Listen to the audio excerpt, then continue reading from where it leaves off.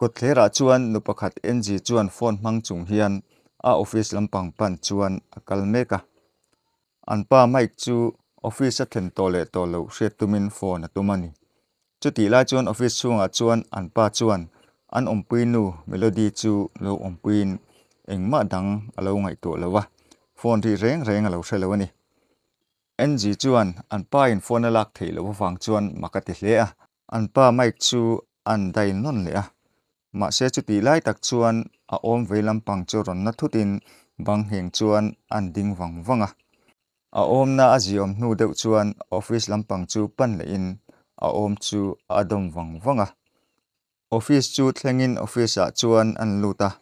a awm na chu tle mina zi awma wang chuan phone en chung chuan office a chuan an luta chuti lai chuan a office a chuan an pa mic le an awmpuinu melody chu engma dang ngai to lo hian hlim tak hian an lo om du na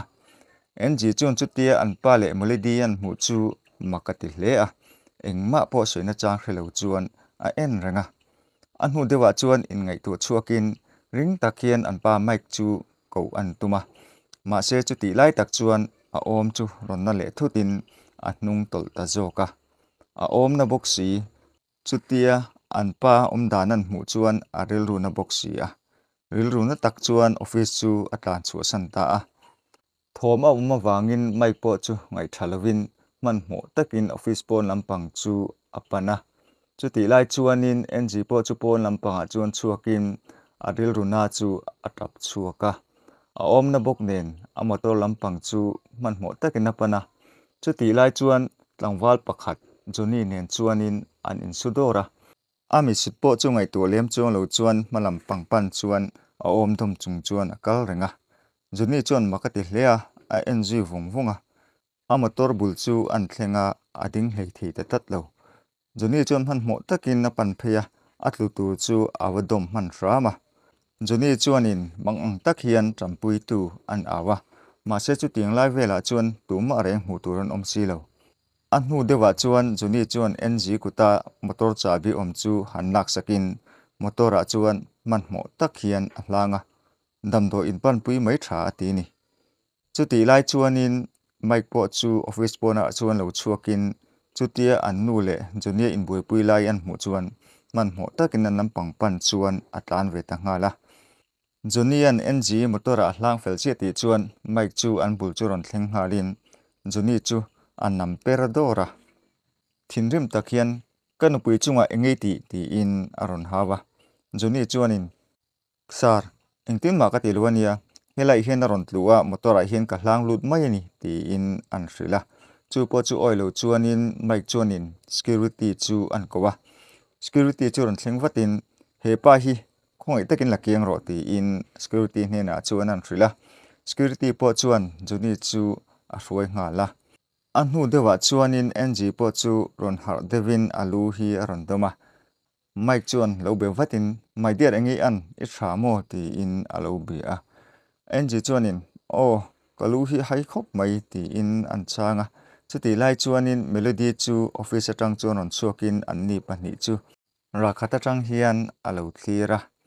mic chuanin an nu in a hmuang ti hlau tak hian amit mei chuan kalson tur chuan an ti a melody po chu man hmo takin a kalson ve ta ngal maya mic chuan an nu hna chuan du tak I tha tak tak mo an ti a NG chuanin ka tha Mahse nga tinge phone khai lak thelo reng renga ti in an zota mic chuanin nia phone kha kalo silent de ya engpo ni se in lampanga in na chungchan chu kan soidonia I ho phot te ang ti in motor chu hongin an in lampang pan chuan an ho ta ngala an in an han thlenga mic chuan an nu chu dot mel tak hian an kai luta chuti lai chuan an ompui pakhat jok achita chuan api om dan chu alo hmu in makati ve hle a mic te nu pa po chu ti chun zomin chuti lai tak chuan achita chuan kapi engei vanom lo mel ve a ti in an ti chu aron pot chata NG chuanin ni vuin chu office po ka kal lo tu kani office len hmain kalu haya ka om na box sia ka tlua he kan lo hole ngala ni hi ti in chanchin chu an hrila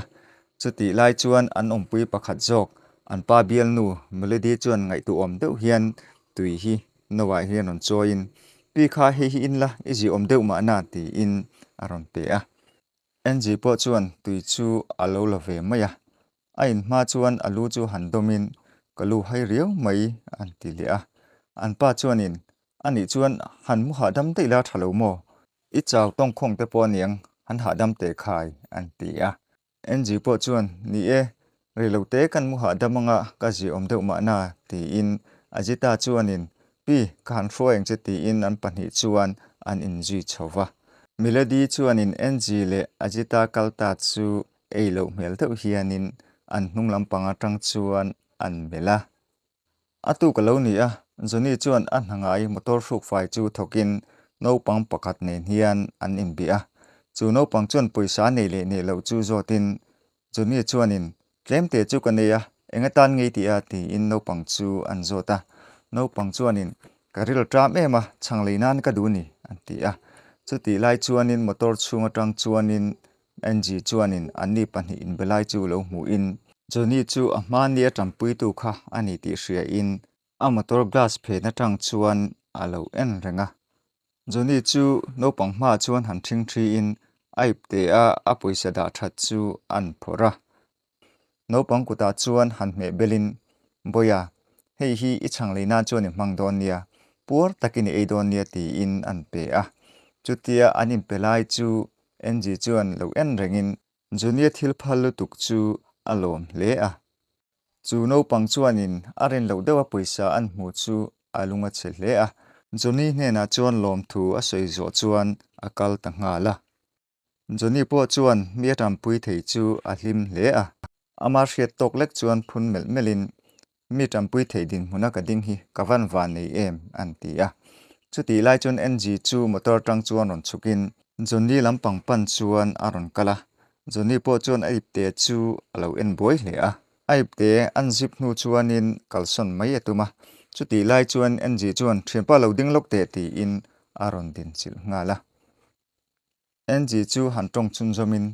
voina no pangi tan pui kha kalo mureng che a chu mai ba ka nimina min tan pui ti ka hria chu mi ni wang chuan ti in aip te chu an zen rak raka puisa rom phor chuakin he puisa hi min lak sak ro ti in puisa chu an pe a Mahse Johnny chuan poisa chu alo la du hau lo I chunga ko lome ke chu ka ei tu leina kala ne lom ka no pangte kha ka khonga ema chu wang chuanin poisa kan pe ve mai ni kha an ti a kal son ngal mai chu tuma Mahse NG chuan lo dang le in ngoi lok te thian pa lo la ding lok te ka bedu che an ti a Johnny po chu han ding thale in enge ni ta ka pi tampui theina che ka nem ti in an zota NG chuanin min tampui dei to zo kalom chu wang chuan poisa pek che hi ka du ni khongoi takin he kalom man pek che hi min pom sak hra mang che nimina khanin katluk ma khanin kan in suwa ka hlareng Mahse ka om kha nat ema wangin karon ngai vin man lo che ni kha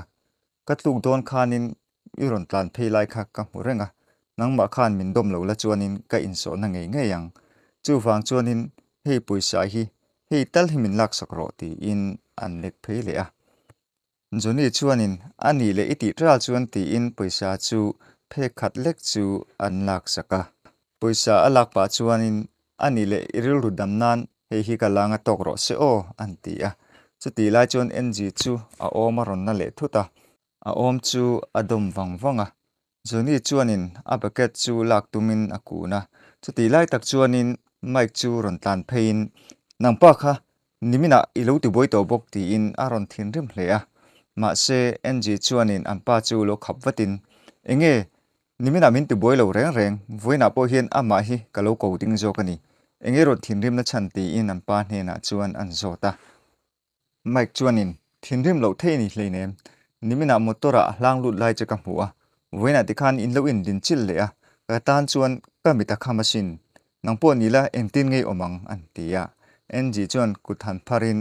thili hra sualani ani hian nimina min tampuya voina hian ka hmule hlawa poisa pe ka tuma chutia ka nim biak boilai chuan nangmani lo hmu ni kha engpo ni sela suta ina kan sei feldonia kalphotang ti pa in poisa aken lai chu Johnny kuta chuan a me bel cho cho ta an pani chuan an injui liam ta a Johnny chu hril hai hle mai ani pahnih kal liam chu a thlir zui renga an kal liam hnu chuan a kuta poisa pek chu an ena hei chu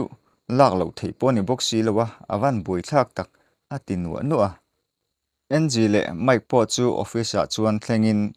an thil ton chu in hrilhfiah tum chuan an in hnial nasa dun hle a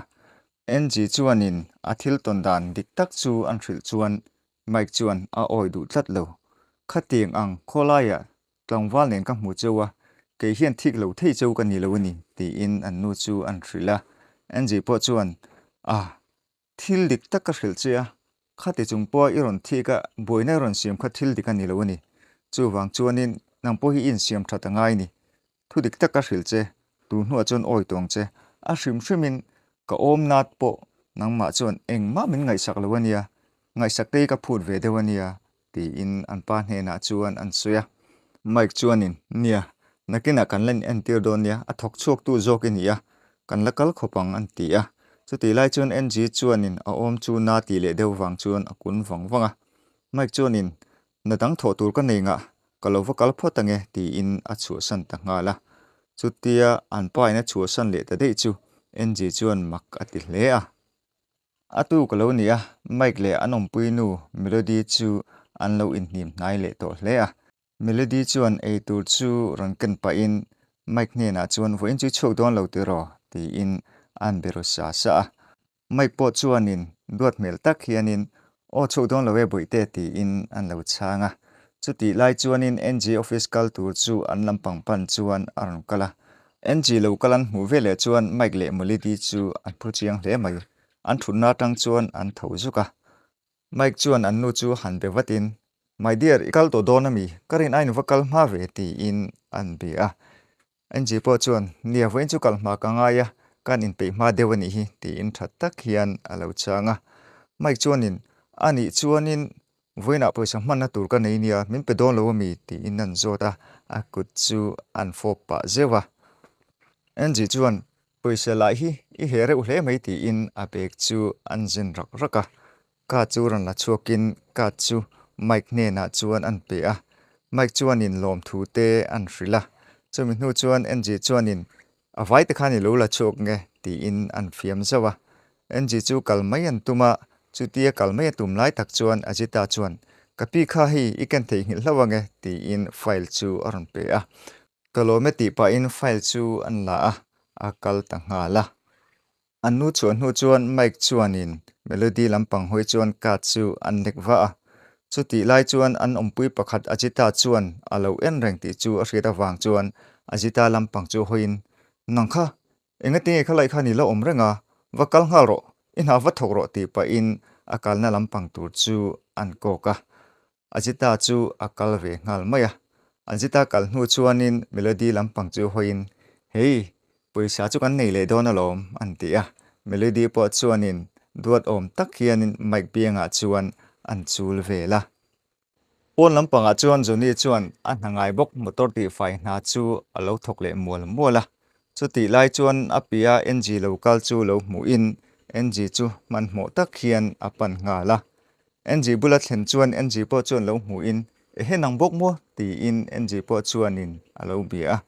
zoni chuan ni ekani hmule the hi ke pawh kalom hle mai ka hming chu zoni ni a khongai takin madami hming min hrilve theiam ti in an zota NG pawh chuan ka hming chu NG ni e an ti a zoni chuanin aip te chu an zen rak raka poisa chu ron la chuakin hei hi nimina ka kuta man mo da veron da kha ni a kha khongai takin madam NG han la le ta che ti in pe kan tuma Mahse NG chuan alo du lo chiang khera mai ilo manatan ka pek che ni kha khongai takin la ro an ti a zoni chuanin khatiang anglo mana hetiang poisa zo za hi kala theilo ni khongai takin min ti lui lo ram ro ti in NG hnena chuan an suya NG chuan ka ti lui lo che Mahse ke pon khongai na ka dil zo ka ni kha tam tham ani lo la ram ro ti in an tur luya ani chuanin hei hi kala le ang ti in poisa phe khat chu an dek kang le wa abak chu pe ki ran tum le a Mahse NG chuanin ani chuanin hetiang anglo hi na tho turin nem ti in an zota zuni chuanin ai ka nei lo na tho tu le in hlon tur hi awang ema chu wangin hetianga motor ti fai vel hi zo nan ka hmang ani ber ti in NG hne na chuan an soya NG chuan ani chuan ka driver atang mai ta che an tia chu thu an re chuan jini chuan in makati hle a ama chu han in kokin keima hi driver amo I driver amo an tia NG chuan ni sang hian oni e an tia an ngai to wangwanga jini chuan in I du chuan ka du e I driver a chung ka tang du e an tia NG chuan in ani le kha ti in akuta chuan chabi chu an pe a chabi pek pa chuan in poisa kha min pele lola voinai hlo tur ani kha an tia juni chuan poisa chu an chhir mulmula ni khat lo a chuan avatam ve pakhat po hi ni lengin ka thok chu ngai manglawania ti in NG hne na chuan an suya NG chuan a om chuan khoile wangwanga ka om na hle mai office a kalma salovin damdo ina kalphotila tha local roi kalphat teng ti in man mo takin motor lampang chu apana joni po chuan man mo takin motor lampang chu panin an pani chuan damdo in lampang chu an pan dun ta ngala chutia damdo in an kal hnu chuan damdo ina chuan te sang te an tia te sang an nei zo chuan doctor chu an test result chu mutirin doctor hne na chuanin result te chu an hanzo chenga doctor chuanin alung lampanga fel lo thu te zai ngai mai thei thu te an thrila chumi pa chuanin an test na result te chu en ve tir chuan ti in NG chuan a result te chu an ena chumi pa chuan doctor chuan in en kol dan tu te chu an thil nga zungzunga chu thu NG nan hria chuanin alungai hle mai in zai ngai ni se a poisa nei chun tin ma sela in zai chu a hrei ngoi ni doctor hne na chuanin kapu in zai ngai lovin adam mai theilo mi ti in an zot le a doctor chuan he tiang na nei hi a boi thla khop mai a tin ilung mai ne lovin I chu po hi khoi ngai mai thei ni ti in doctor chuan a hrile ta deuh dewa chu thu an hriat ngat phei chuan NG chu alung ngai hle a soi mai tur por hrelo chuanin a result chu a en tloka doctor chuan Mahse he tiang na nei hi tam tak khovela hin vein om to thowa I lo beidong lu tuka nge beidon na hi mihring hmel malian berania chu wangin he nat na hi nang poni hne theini in zai du ngatani chuanin idam karing ti in an lo hrila NG chu an na hre hnu chuan tong po thong thalei theilo hi ni ber a result chu a beka chung khung sok sokin engma seilo chuan man mo takin pon lampang pan chuan a chuk ta ngala chu tia chuk ta chu joni chu a hril hai hle mai doctor hne na chuan lom thu han hril zungzungin NG chu man mo takin a zui ve ta ngala chutia NG lungai taka omlai chuan in lampanga ve thung chuan an pa mic le an awmpuinu melody ve thung chu lim takhian an pahnih hian free intitak hian an lo ti dun vela melody la chuan mic chu alem thiam em le ngala mic la chu nula lom ti taka melody hanti kwal vel ang chuan omin anui vur zela chuta an pahnih chuan indu le in thlahlel taka in fopin mic le NG te nu pakhum nge a chuanin melody chu amuta a NG tlan chuk ta pokha joni chuan zui zelin ring takin NG chu akowa NG chuanin engma po hremu mal lovin kongpui lampang pan chuan man mo takhian akala motor chuan a sutrep ti chuan joni chuanin NG chu rompot thutin NG chu atap vok NG hne na chuan lokalok te helai hina thu ang ti in mun remlai a chuan an thutpuya NG chu thu oi takin joni tiang ang chuan a oma Mahse engma seilo chuan atrap zoi ringota joni chuan NG hne na chuan madam ngatinge itai ta ringot khatikan lungai ma ta che keimir theizo po ti hian hlim takin helai huna ka khosa thei ni a nang chu mi ho sai ni a sumle pai poinga Mahse in zai hlau nirngot chu po doctorin zai ngai pola ti chung lawania nakina kan lein en tir non lenga en tin ngei om dan tu chu kan la hramai do na lom khati ta vak chuan kei driver hi min ti hril hai zo kasin diktak chuan thil pakhat ka hrilang che tuna hian ka omna ka rena min Nupui vela ka duni chuti chung chuan en tinge hlim taka kala om thei hi hre ka duni engpo ni sela in na kha ka tur pui lo chen ni lovin tuna hian I thian angin min ngai la keipon kapi angin ka ngai lo chenga ka thian angin ka ngai chenga ka in ka ri an chumin Nupui photla thil tam tak kan sei dun don nia chu du em ti in NG hne na chuan an suya NG po chuan ole ani chuan ni kalang miang ti in a in lampang pan chuan an kal ta nga la Johnny le NG chu kal zelin akin dewa chuanin kongpui sira sirpolin in kai bula hian Johnny chu an dinga Johnny chuan NG bula chuan hei kan thleng ta e an ti a NG po chu alo nui saya chu min hnu chuan Johnny chuanin no ko ro le hei kan in thleng to boka ka ina hian han chu ha dam ve hrim hrim ta che an ti a NG po chuan niamole ti in a thu tur chu Johnny an puya Johnny chuan vote ti yang helai chu kong bulan sia ti in a kor chu an phora NG chu an hak tira NG po chu Johnny an akom thiam em awang chuan an na po chu thei ngilin an nui ve varvara Johnny chuan a bek chu hanjeng ru dukin iril tam karing tlatani ti in a beka a chang a lai chu an phora Johnny chuanin he hi eila e pur sut bayang he te hi ke po chowa karing fo thin ni ti in chang chu an pe a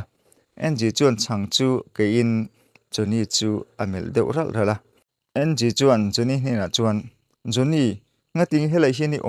in dang bo tur nei lo mi ti in an zota Johnny chuan ni e mun sang teng helai huna in hlo turin ka rong kala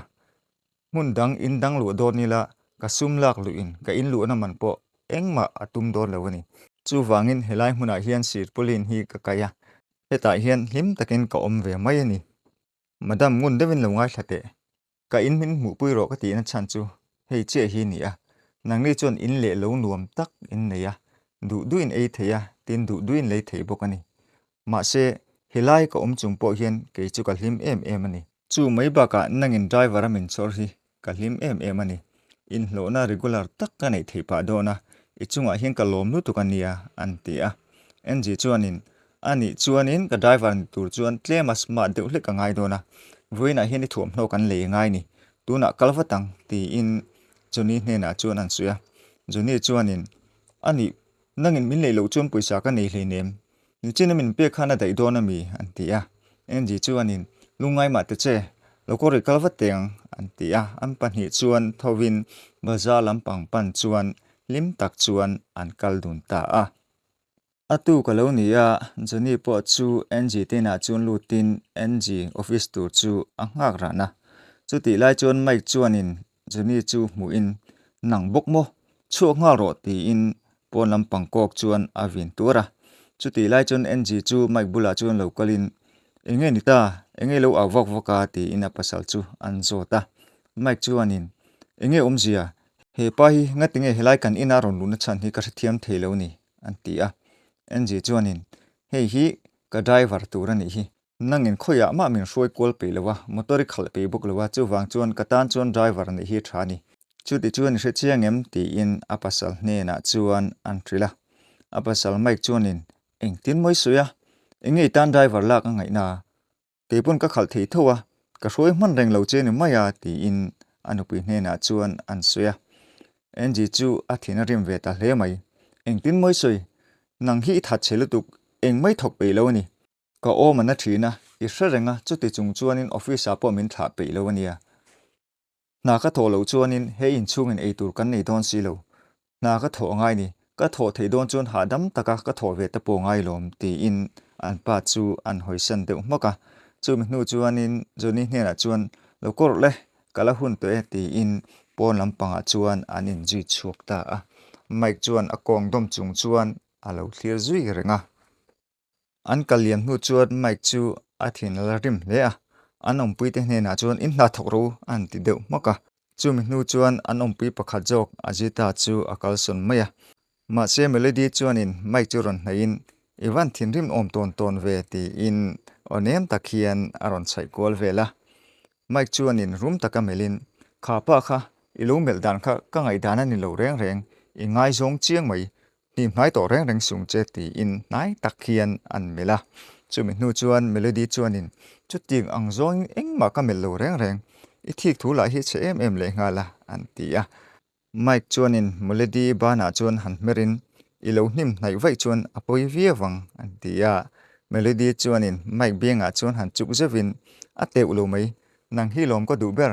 kan pahnia kan omdun hun tur ne ka nga hlel em ni in nu hi chua tir thei vat laka ti e an tia chu ti lai chuan a pia ban phena tang chuan an ompui pakhat zawk ajita chuanin apu le melody om dan chu alo hmu in alo ngai thlaru renga api chu a khongai hle a api chu hrilh nge tha ang hrilh lo ti po chu a hre thiam bik lova lai lo nia ng le joni po chu ron hongin joni chuanin api chu kongkhar an hon saka ng chu kongkhara chuan ron lutin joni hne na chuan joni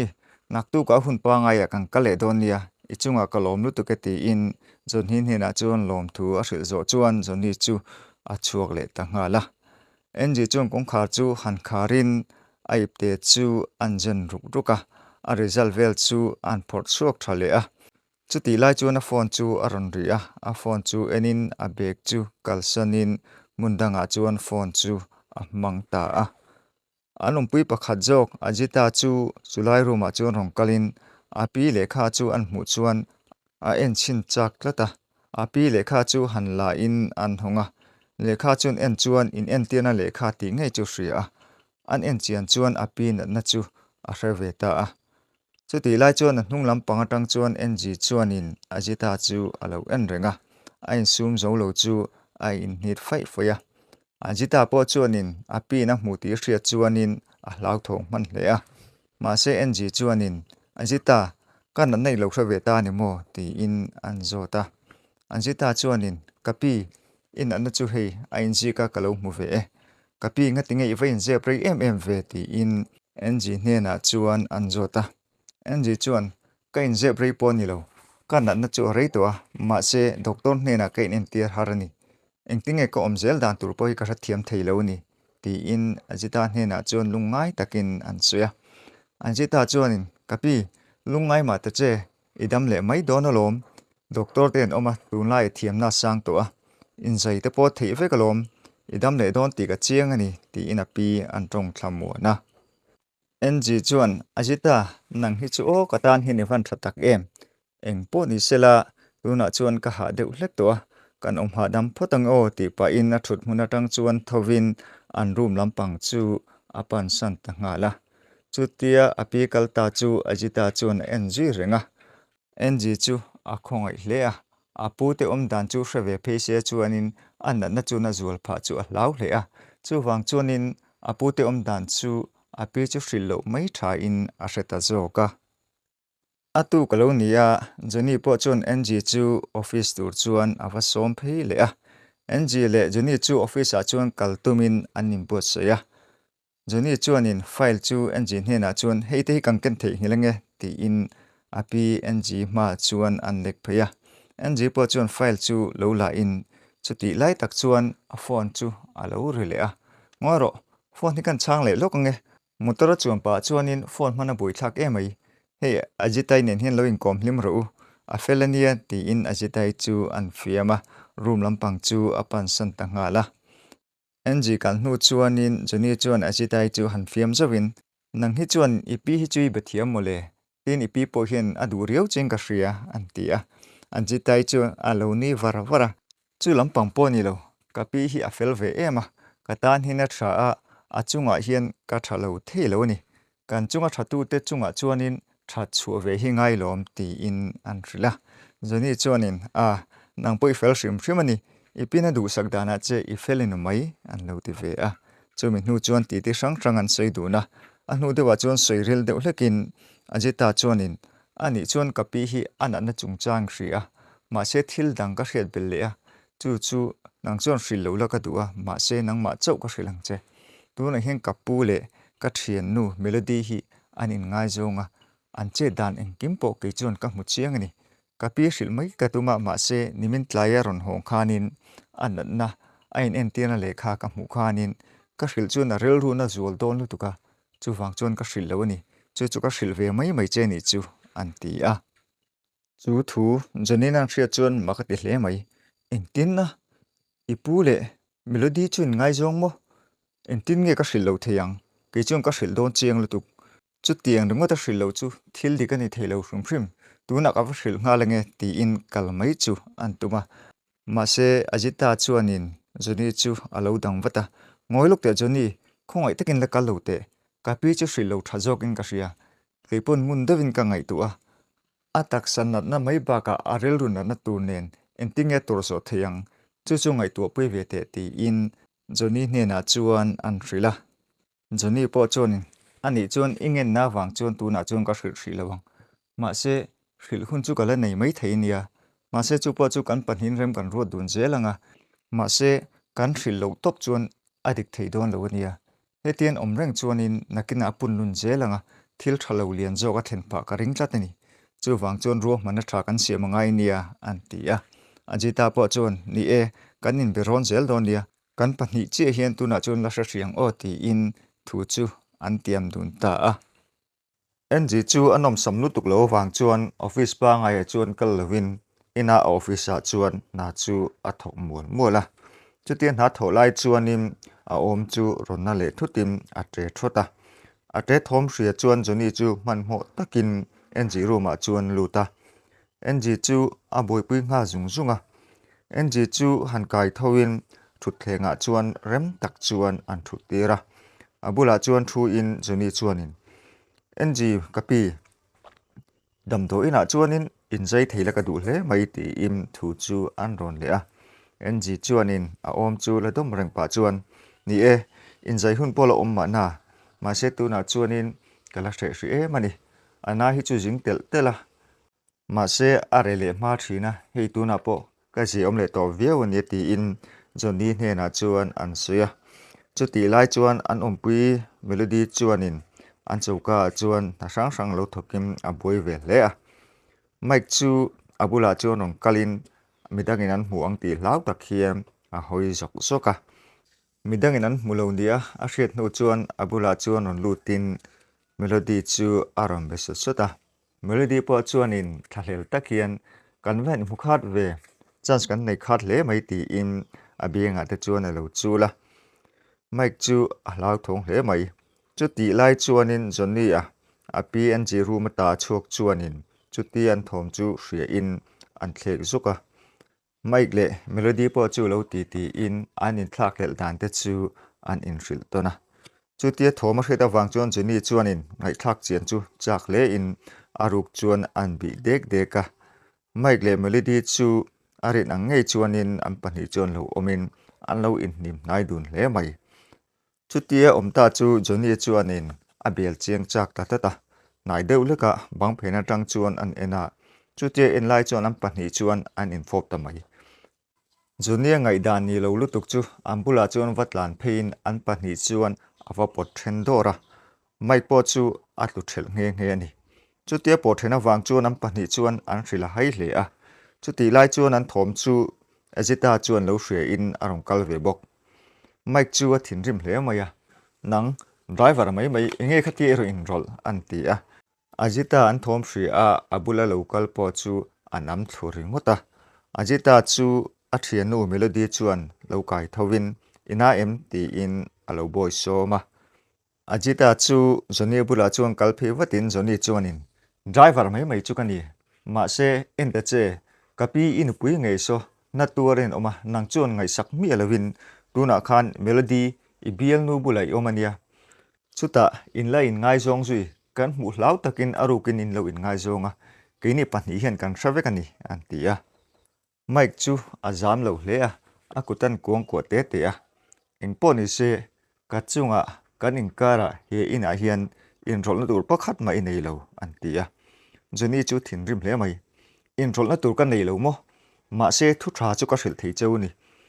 in panhia in inkara om hi kapi hi adam vele ka hril chiang ngotang in chak lo khopang ti in thinrim takin an thrila chuti lai chuanin a pia tang chuanin NG chuanin alo mu ve renga Mahse polok du lowa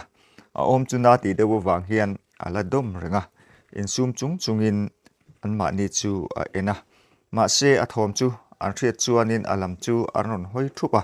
man mo takin arum lampang chu apan phaya Mike le Johnny chuanin man mo takin an chuak nga la NG chu a om dom reng chung chuan thuthleng bula chuan a ding kun renga a rel runa chu a trap tel bok chu ti lai chuan Mike le Johnny chu a bula chuan ron thlengin Mike chuanin ngai sak om deuh hian an khoi vela Johnny ngai dan ani lo tat Johnny chu mic chu anam perdora izak lo mi khoi reng su an tia Johnny chu a hrila hai mel hle mai NG chu ron tong chuakim ni e ka driver ka thian pa ni bok Johnny soi kha adik chiani min khoi reng su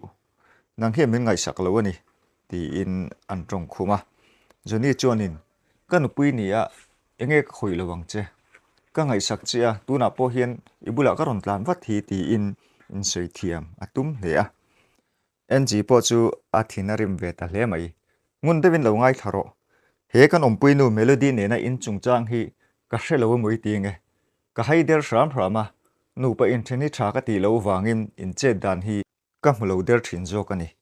ina in che dan po hi ka mit chu ti kham lutuk Mahse ka haider ram rama ni mania office ka phone ni lak du lo lai po khanin office khan in pahni khan in lo om du na mi kha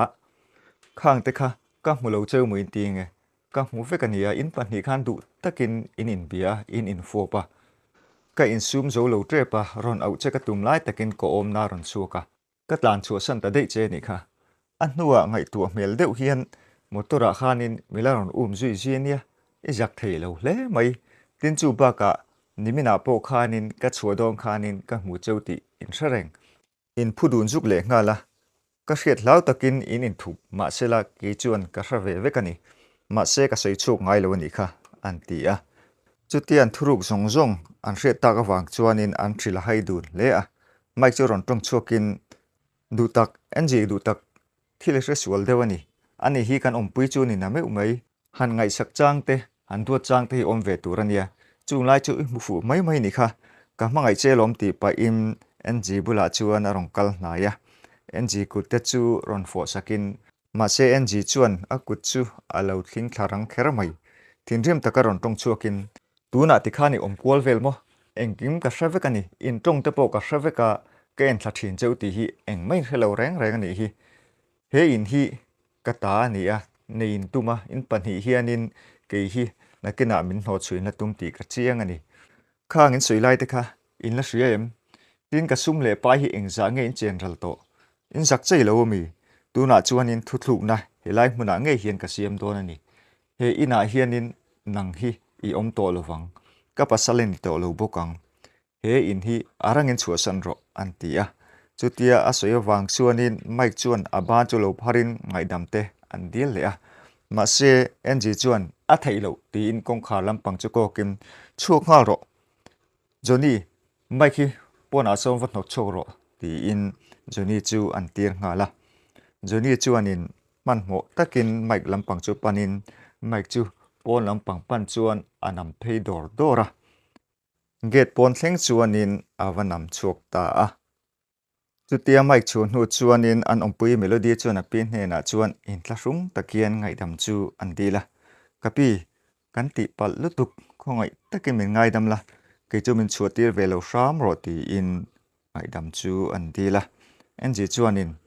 ngaidam tu nei dil le mo thil dik lo ti ni ti chiang takin hria tin in ngai tu na hun po in nei hnem nu tukani tun hai thil thleng thu tani lo a ma tang de thil thleng ani a tuna ka za ngai na iron dil le ania izak lo le mai in ruwa man na zong te kha han ngai tu te an ti a melody chuan kutsi meu hian ngai dam chu an dil thale a kapi khongai takin kalna tur dang ka nei lo min ngai dam ram te an ti a chuti lai chuan NG chu omna chu lo chuakin abula chuan a thua a awmpui pakhat jok ajita bula chuan ajita pona wat no chok ro ti in an thrila ajita chuan melody hne na chuan kapi tu soi chu hriam ke chuan thinrimin ka hau don lo chia Mahse thil dik lo ani ti in threnga chu wang chuanin kapi soi ang chuanin pona lo wa chok mai ro ti in pon lampang pan chuan anin hruai chuak dun ta nga la Johnny ron lu le chuanin NG a omna chu aron mu chuan aron boipui ngal zunga NG chuan a om chu na ti hle mai Johnny hen chuan Johnny tum chu ana zul hle mai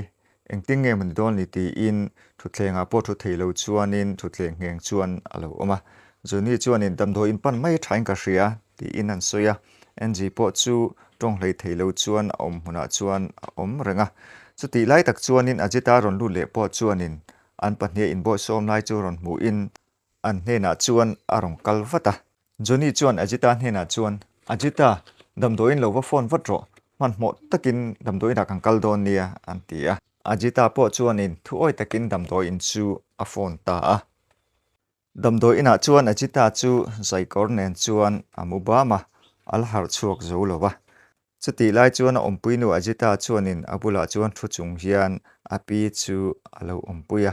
amuta chu ema wang chuan bangheng chuan alo muthua chuti lai chuan NG chu ron hal tialin alu chu an khoi masabera hnuah chuan asia chu han hoin a awmpuinu ajita hmu chuanin anui suka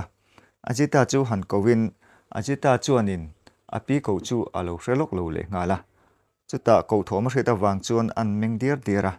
api ron haran hmu chuanin api lampang chu manmo takin apan phe ngala api NG ku chu han khoi watin kapi thamo iron har to mo kawan lom tak em antia van lampang chu hoin pathian nena lom thu mengchung chuan an soi mol mola chuta NG chu ron tong chuakin NG chuan ajita khumatang hem han tung tholok te thut ka du ni tunge hetiam in boipui tu hi antia ajita chuanin api chu han tung thawin a kapi keima chu chung ka boipui theilo chia heta poimo ber chu jonia khani khatia rumait lu kha jonia chu amang ang lea damdo in phone turin min tia ti chuan kan pahnin damdo in a hen kan hroi phei chia doctor chuan in zai ngai an ti chia jonia chuan engkim a boipui vek cheni Mahse asung le pai anei angzong chu tuna chuan kan hmang zo to a Johnny khom lo se chuan tun thin mun hi iding kher lo mai theini ke chuan han boipui vak ngai na chepo ka hrelowa Mahse ani chu hmun thran thrana tlan kualin a boipui na sam hle mai che chu mai ni hleinem wanei thak takin intisen alo in mil hlawa Johnny po chuan intisen chu pe ve ngal che ni antia chutia soila chuanin Johnny chu anruma chuan tiang hol hian aron lut ve meka chutia Johnny aron luta ka chuan anti ti chu anti topa ajita po chu pon lampanga chuan achuak ta ngala Johnny chu rongkal nain kha iron harto mo aron tia NG chuanin Johnny hena chuan Johnny kha thi sente min pe a engkima min boipuya ichunga hian kalom hle mai antia ekhai lom tu soi ngai reng reng hleinem midang te tampui theizo ka kom hi van nei ka inti zo ka sin ti in Johnny chuan an chuya Johnny chu rongkal nain akut chu aron vuna tuna chuan kapi idam chianga nga idu tokin nai thok thei thawang I omna khai soi le to ngai lawang in zai khai hlau ema Mahse hlau ang chu athleng talo ni hi antia chutia soi wang chuanin NG chu anui sen sena long thu te an in hrila chumi hnu chuanin lungchim tak hian an in fop ta a chuti chuan video chu atop don alo ni le ta reng mai thim tariai rei mai le kha khati khania atop thu tin te thina Mahse atop lampanga khanin tikhan karon da ve hrim china ni kha a video pa ngai mo kana thim re re atop ta dei zela episode dang omle to box si lawa mo tikhan min lo thiam fram le mai ro o atop ta miau sia in za vain clear tu te in chunga kalome hun man nuam vek ule